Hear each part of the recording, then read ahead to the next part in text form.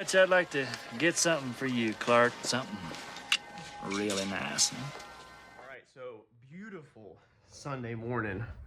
Raining, perfect weather, not too cold, probably high 60s. Dude, if I could have it raining every single day with no sunshine, that would be my life. That's what I'd pick. No sunshine, raining every single day, throw thunderstorms in every other day. But we're not here to talk about the weather. Check the inside of this bad boy out. So we are looking pretty good this morning. Now, slight aggravation of stuff I have to look past, such as how that when you, okay, first off, this ALK 200 and a lot of single stages don't like to be layered on really, really thick. They dry slow and they don't like it. I've never had single stage really like being on layered super thick. However, I do it all the freaking time. So I just untaped everything and already got dust all over stuff. It's going to take a little while for it to dry up 100% hard. I can still tap my fingernails on it like this and just feel that the end of my fingernails is a little bit soft. And it does have contamination in it. So if we look close, like that right there, that spot right there that looks brown, that's contamination. So it has some contamination in it, and it has a lot of trash in it, as you can see. So that bothers me really bad, the trash and the contamination. However, I have to, man, I got feel rough, man. I got a lot of cleaning to do. However, I have to remember that this thing is going to get scratched up. It's about to get seats put in it. You know, floor mats are going to be back on it, fireproof ones. I want to keep saying that. And it's going to get scratched up. But places like this right here, this corner right here where I put a ton of paint on it, it kind of fuzzed out. See that? How it kind of fuzzed out. This is just all dust, right? I just untaped the transmission thing. So that stuff really bothers me. However, like I said, it's okay. It's okay. We're coping with it because we're putting seats in and everything is going to be, you know, just like it is. Man, it's really with this light right here now. I need to like turn this thing down because it is freaking bright. With the reflection and everything. Now the firewall, it doled out overnight, so it was supposed to be gloss. And you know that we put so much on it that we had this sag right here and it doled out. I just took spray paint, gloss black spray paint, and actually went over it to put some shine back to it, and it's doling out also. So I think it's just simply too much. Normally when you put too much of these single stage products on there, they dole out. But more important to me than the dull look was to make sure everything was kind of filled in. And you'll also get more of this fuzzy look whenever you put that much on. I mean, you got to understand that was a ton of single stage stacked on top of each other. Honestly, probably twice as much as should be, if not 3 times as much as what should be. The surface was not slick, and so I was literally burying it. However, that's it. We're done. We're not messing with it. It's going to get scratched up. It's going to get doled out. It's going to get tore up. We'll start putting this thing back together. And also, you need to understand that when you're doing your project, I bought ALK 200. ALK 200 is the cheapest paint. I think it's either $15 or $25 a quart that I can get local. It is equipment and trailer paint. It's made for equipment and trailers. You know that both of them items do not have high gloss. They never are super slick or anything like that. So this product is not designed to slick out to a gloss paint job. If we wanted more of a nicer, glossier paint job that slicked out and didn't dry with that fuzzy look, then we could have went with a PPG line of single stage or something like that. However, being as getting scratched up, we wanted to go with as cheap as possible, as durable as possible. And I forgot, before we put all this back together, we got to brush out these tubes real fast. Go ahead and get that knocked out. So let's brush out some cage. All right, so the paint that we use on the cage is this gray hammered Rust-Oleum paint. Let's see if there's a part number if anybody wants to Google it. There you go. Screenshot that gray hammered with that part number, and that's going to be it. Now what this stuff does, we've showed this on the channel. We also did Randy's cage with this. I have black and 2 quarts of silver. The black I use for other stuff, and then the silver I use for the cage. So this stuff has a hammered texture to it when it dries, like that, okay? So it almost looks like a powder coat. And originally I did the cage silver because I wanted to see the cage. I think seeing the cage in a race car is a good thing. I'm not really into hiding the cage. There's some times where I'm like, oh, it'd be cool to hide it, but I like the cage jumping out at you. One thing I really always liked about my car is that, which you can't see it right now because it's dirty, is that the cage is in. It's not tucked up tight into the pillars. And so you can see them bars and you can see the 45s when you look through the windshield. So I think it gives it aggressive look. And for some reason, man, the overspray on this, dude, we are going to be freaking scrubbing. But I think a lot of people get wrapped up with that, trying to hide the cage, and that's just simply, it's just not me. I like it. I like seeing it. But you can see how I painted it out, where you can, it looks like it goes through the floor, which it does. It literally goes through the floor, if you remember when we put that in there.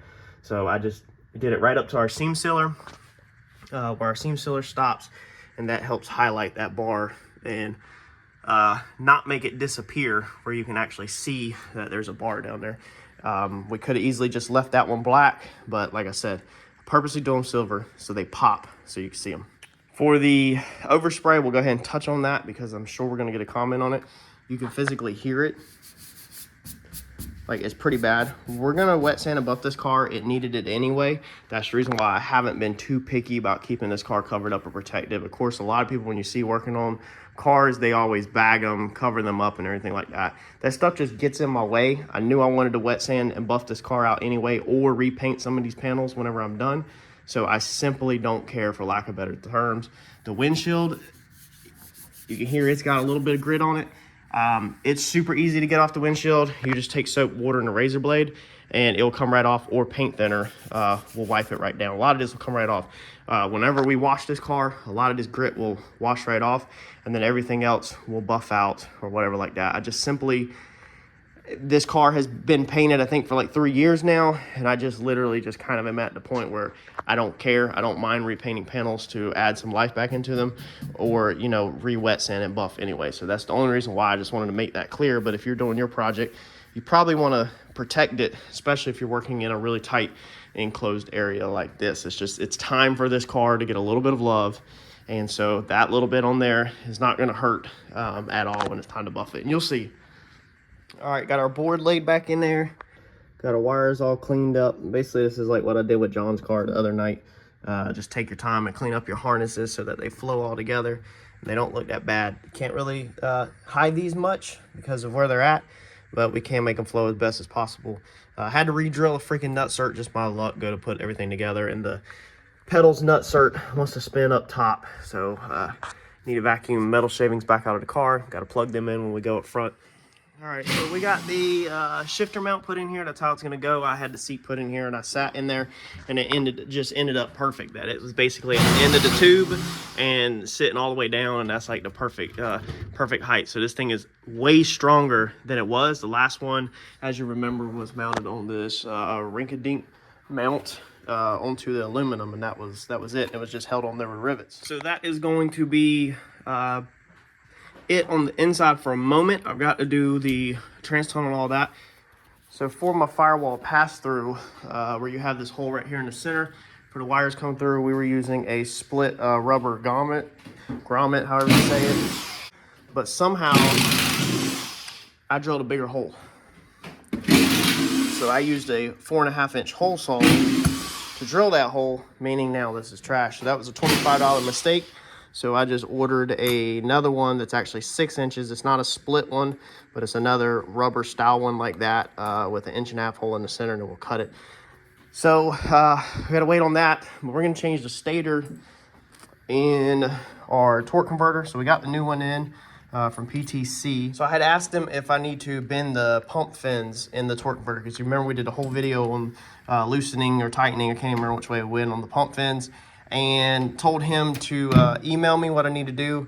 Now, he said he was going to check on the stator, the exact one that we needed to run, and then he would ship it out. So he ended up shipping it with no email on if we need to change the pump fins in there.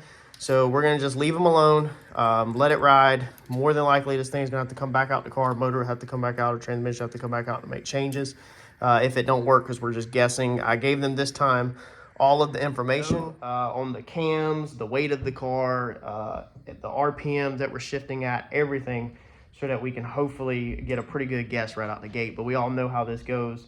Is we'll take the car out, probably won't be 100% unless we get really lucky, and we'll have to change again. So I'm not super worried about it. We're gonna chunk this guy in and then go ahead and put it back in the transmission.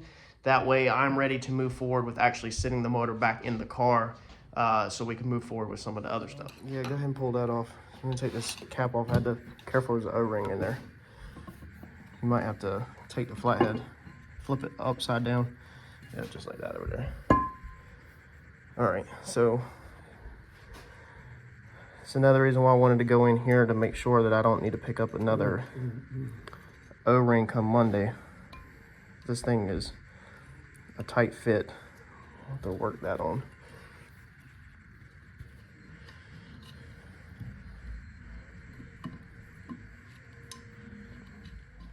All right, so I don't know what they sent me, but I literally went to take the snap ring out of this and looked at it, and it's not even the same at all. You can see that this side is flat and this side is set in, whereas this it sticks out on both sides, whatever you want to call that. It's nowhere near the same. So got to figure out what they did wrong, or what they sent me wrong. Thankfully I went ahead and did this now, versus waiting till the last minute. All right, so on these lowers, if you remember in the previous videos, I showed you how bad these ball joints were and how cheap they were. So we're gonna start working this week on mocking the suspension up. So one of the things that I'm changing is the ball joints. So this was the lower, it's a Chrysler style screw-in ball joint, but you can see this thing's not even a name brand, like it's just complete crap. So we ordered them, opened this one up. This is what we ordered from Summit. Here's the part number. This is just a standard length ball joint for the lowers, because the lowers don't need to be extended. Now the tops, we're gonna mock up the suspension with the tops. I think Uncle Mike and myself have these where we're gonna have the travel we need and not have to use extended ball joints, but if I need extended, I'm setting it up so that if I need extended ball joints to change the angle, I can add them, but we're gonna mock it up with these crappy ball joints. So let me get these new one out the box and we'll check it out. These are gonna be low friction ball joints. So there's not gonna be a lot of friction in them at all. You can see how easily I can move these with my fingers, whereas these other ones, you can literally pick the whole arm up trying to move it.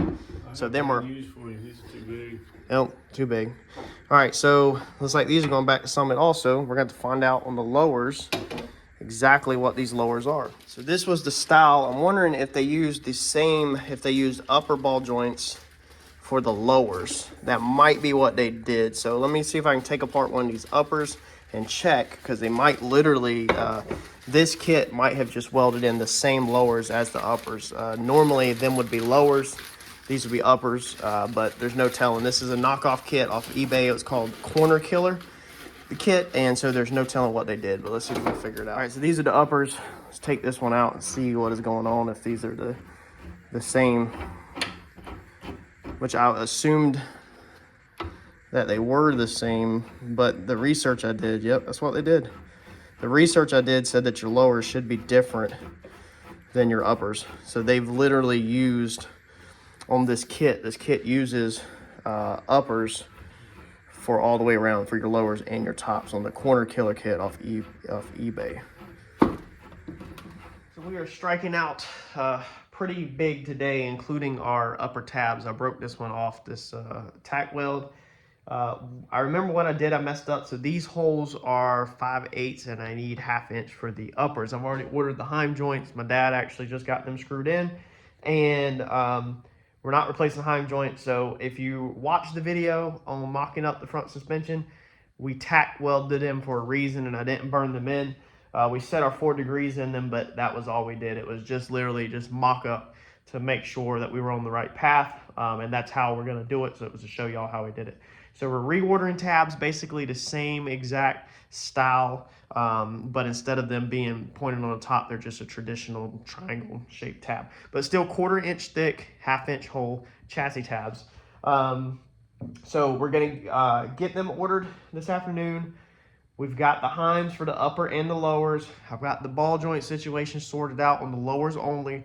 We're gonna continue to mock up the uppers with factory length studs, because more than likely we're gonna order extended length studs for the tops so that we can use them. I might just go ahead and put the order in. We'll see. But we're failing bad today, striking out left and right on parts, having to send back. So far, stator's wrong, ball joints are wrong, tabs are wrong, across the board. So I'm going to move on to the next item and see if we can continue making progress. Thankfully, I decided to jump out of the interior for a few and try to, you know, put my hands on some of this other stuff so that I can make sure that we were okay, basically.